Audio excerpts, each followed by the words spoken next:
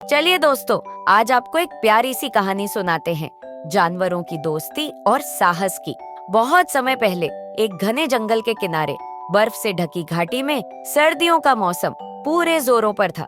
वहाँ कई जानवर रहते थे, लेकिन जैसे ही ठंडी हवाएं चलने लगीं और बर्फ गिरनी शुरू हुई, सभी जानवर गहरी चिंता में पड़ गए। हर साल सर्दियों में खाना ढूंढना बहुत मुश्किल हो जाता था। इस बार बर्फ इतनी ज्यादा थी कि झरने भी जम गए थे। छोटे खरगोश चिन्मी, जो हमेशा चंचल और खुश रहता था, अब ठंड और भूख से थरथराने लगा। पास ही रहने वाला बूढ़ा हिरण बलराम उसे देखकर परेशान हो गया। बलराम जंगल के सबसे अनुभवी जानवरों में से था और वह सभी जानवरों का ख्याल रखता था। एक दिन चिन्मी खाने की तलाश में भटक रहा था जब उसकी मुलाकात जंगल के सबसे डरावने जानवर सफेद भालू अर्क से हुई।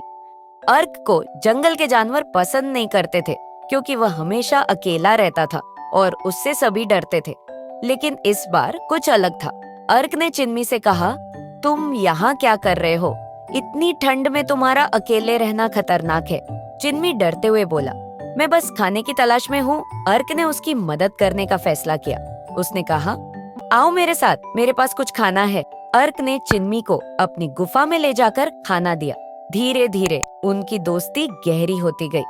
अर्क ने महसूस किया कि सर्दी के इस कठोर मौसम में एक दूसरे का सहारा बनना ही असली ताकत है। जल्द ही बलराम और दूसरे जानवर भी अर्क के पास मदद के लिए आने लगे। अर्क ने अपनी गुफा में जगह बनाई और सभी को आश्रय दिया।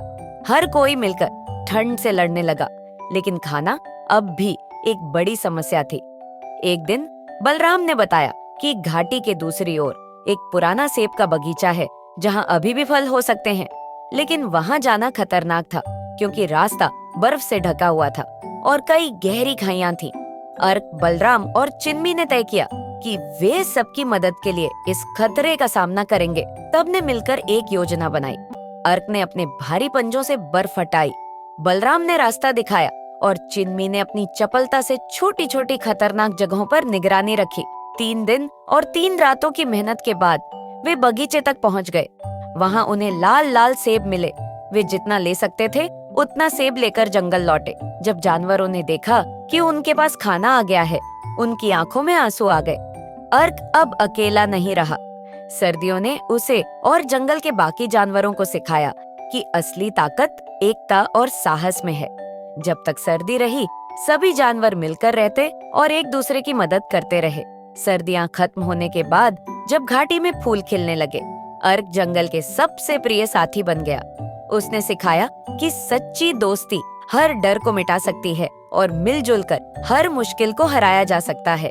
यह कहानी केवल सर्दियों की नहीं, बल्कि साहस, दोस्ती और उम्मीद की थी।